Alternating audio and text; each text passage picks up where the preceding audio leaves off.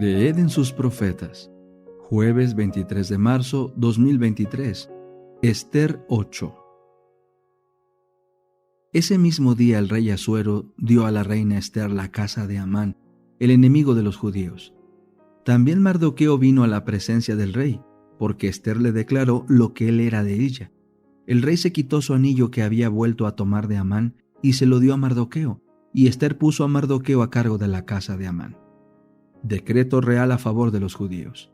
Ester volvió a hablar en presencia del rey. Se echó a sus pies llorando y le imploró que evitara la desgracia concebida por Amán el agageo y el plan que había ideado contra los judíos.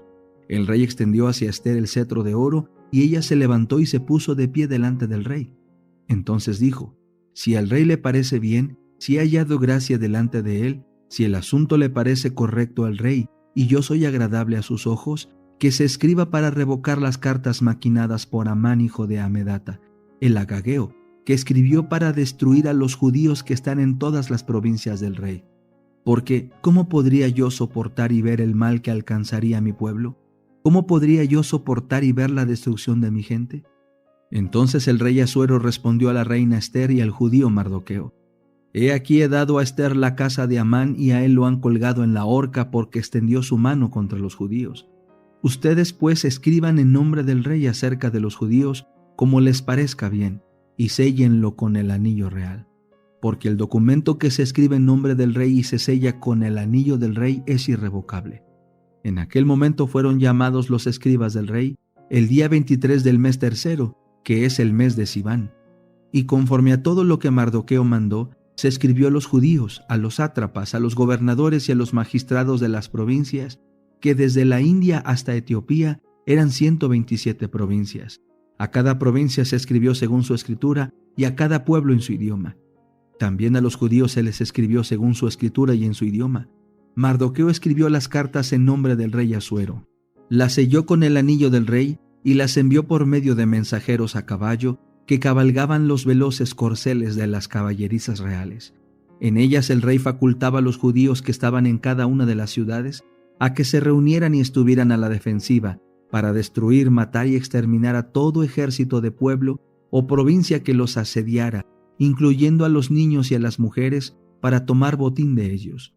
En todas las provincias del rey Asuero, en un solo día, el día 13 del mes 12º, que es el mes de Adar, una copia del documento debía ser promulgada como ley en cada provincia, y debía ser proclamada a todos los pueblos, a fin de que los judíos estuvieran preparados para aquel día y tomaran venganza de sus enemigos. Los mensajeros que cabalgaban los veloces corceles reales partieron deprisa, impulsados por la orden del rey. El decreto fue promulgado en Susa, la capital. Mardoqueo salió de la presencia del rey con una vestidura real azul y blanca, una gran corona de oro y un manto de lino fino y púrpura, y la ciudad de Susa gritaba de gozo y alegría.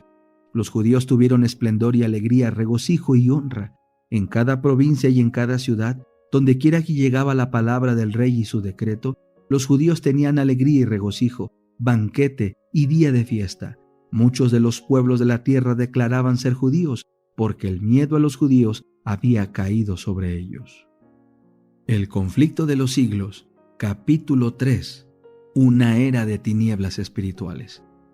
Este intento no se hizo al principio abiertamente. En los primeros siglos el verdadero día de reposo, el sábado, había sido guardado por todos los cristianos, los cuales, siendo celosos de la honra de Dios y creyendo que su ley es inmutable, respetaban escrupulosamente la santidad de sus preceptos.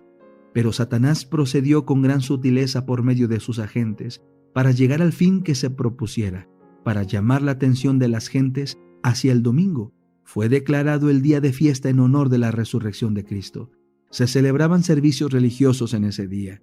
No obstante, se lo consideraba como día de recreo y seguía guardándose piadosamente el sábado. Con el fin de preparar el terreno para la realización de sus fines, Satanás indujo a los judíos antes del advenimiento de Cristo a que recargasen el sábado con las más rigurosas exacciones, de modo que su observancia fuese una pesada carga. Aprovechándose luego de la falsa luz bajo la cual lo había hecho considerar, hízolo despreciar como institución judaica. Mientras que los cristianos seguían observando generalmente el domingo como día de fiesta alegre, el diablo los indujo a hacer del sábado un día de ayuno, de tristeza y de abatimiento para hacer patente su odio al judaísmo. A principios del siglo IV, el emperador Constantino expidió un decreto que hacía del domingo un día de fiesta pública en todo el Imperio Romano. El Día del Sol fue reverenciado por sus súbditos paganos y honrado por los cristianos, pues era política del emperador conciliar los intereses del paganismo y del cristianismo que se hallaban en pugna. Los obispos de la Iglesia, inspirados por su ambición y su sed de dominio, le hicieron obrar así, pues comprendieron que si el mismo día era observado por cristianos y paganos, estos llegarían a aceptar nominalmente el cristianismo y ello redundaría en beneficio del poder y de la gloria de la Iglesia.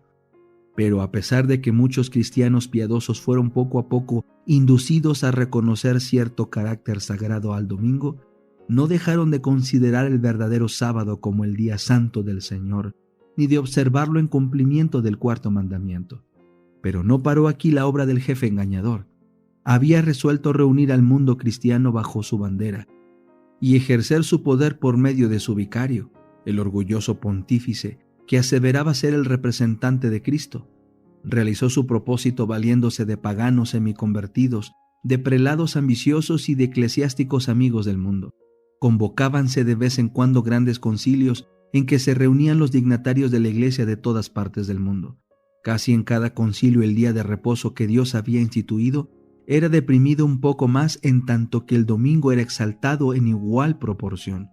Así fue como la fiesta pagana llegó a ser honrada como institución divina, mientras que el sábado de la Biblia era declarado reliquia del judaísmo y se pronunciaba una maldición sobre sus observadores.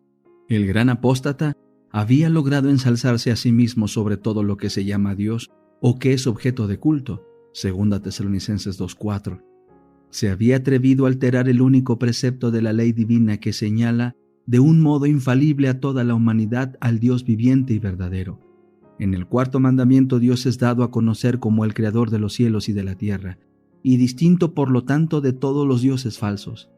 Como monumento conmemorativo de la obra de la creación, fue santificado el día séptimo como día de descanso para el hombre.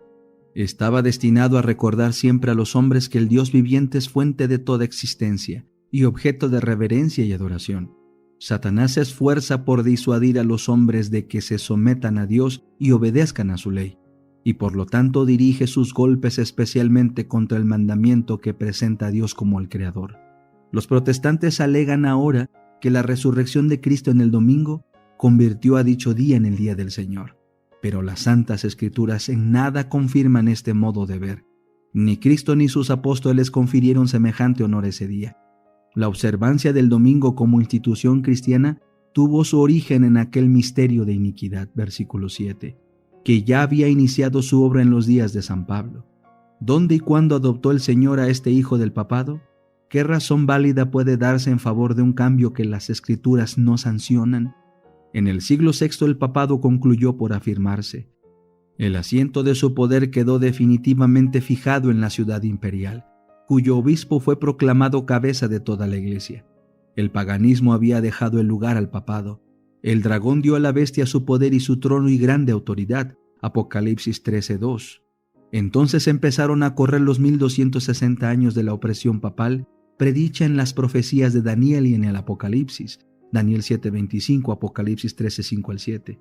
Los cristianos se vieron obligados a optar entre sacrificar su integridad y aceptar el culto y las ceremonias papales, o pasar la vida encerrados en los calabozos, o morir en el tormento, en la hoguera o bajo la hacha del verdugo. Entonces se cumplieron las palabras de Jesús: seréis entregados aún de vuestros padres y hermanos y parientes y amigos, y matarán a algunos de vosotros, y seréis aborrecidos de todos por causa de mi nombre. Lucas 21:16 y 17. La persecución se desencadenó sobre los fieles con furia jamás conocida hasta entonces, y el mundo vino a ser un vasto campo de batalla. Por centenares de años la Iglesia de Cristo no halló más refugio que en la reclusión y en la oscuridad. Así lo dice el profeta: y la mujer huyó al desierto donde tiene lugar aparejado de Dios, para que allí la mantengan 1260 días. Apocalipsis 12:6.